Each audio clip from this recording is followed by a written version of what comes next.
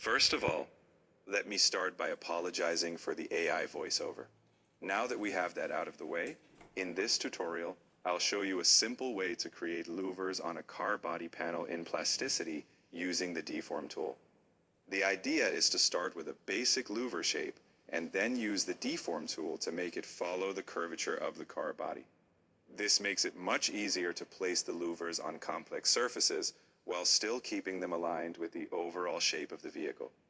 During the process, I also run into a small issue. The original louver model is a bit too complex for the Deform tool to handle properly. To fix this, I temporarily simplify the input geometry by removing some of the extra details.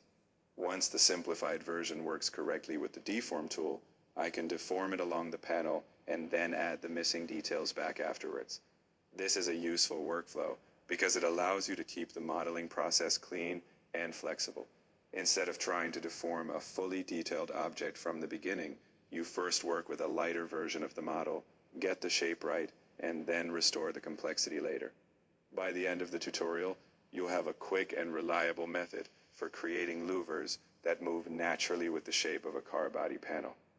I'm also planning to make a Rhino version of this workflow later on, which is actually even more interesting than this plasticity method. So let me know if that's something you'd like to see.